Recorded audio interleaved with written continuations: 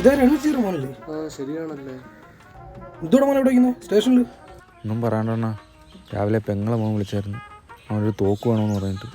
ഞാനാണെ commission cinema കണ്ടുകൊണ്ടിരിക്കുകയായിരുന്നു. പടം കണ്ടുകൊണ്ടിരുന്ന അങ്ങ് പറഞ്ഞ് അവനോട് അപ്പം തന്നെ പോയിട്ട് ടോയ് കണ്ണ് വാങ്ങിച്ച്. എന്നിട്ട് കുറച്ച് സ്റ്റൈലിഷ് ആവുമെന്ന് വിചാരിച്ച് ഞാൻ അത് പാൻറ്റിൻ്റെ ബാക്കി വെച്ചിട്ടാണ് വീട്ടിലോട്ട് പോയത്.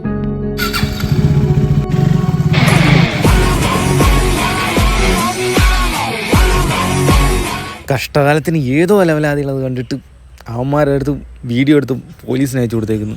ഇപ്പം അവന്മാർ പറയാൻ ഞാൻ തോക്കുമായിട്ട് നാടി ചുറ്റി കിടക്കുന്നത്. ഞാൻ ഇപ്പം തോക്ക് കൊടുക്കണമെന്ന് മാർക്ക് തോക്കാൻ കൊടുത്താൽ പോരെ?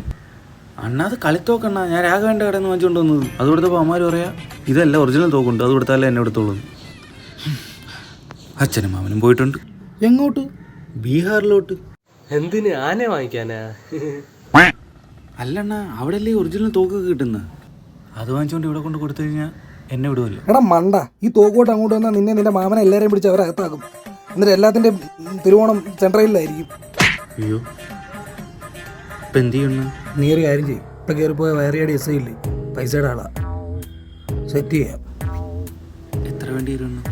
ഒരു 25 രൂപ കൊടുക്കേണ്ടി വരും. അത്രയൊന്നും ഇല്ലണ്ണ. പിന്നെ എത്ര കാണും? ഒരു 5 കാണും.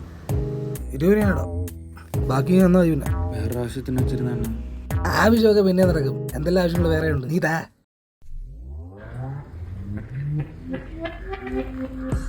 5 രൂപ ഇതിൻ്റെ വഞ്ചിയിലോട്ട് ഇട്ടോ. ഡേയ്, 2 കോലേജ് മേടിച്ചു കൊടു. ഇത് ഉറിഞ്ചിക്കൊണ്ട് 2 കൂടെ അവിടെ നിന്നോ.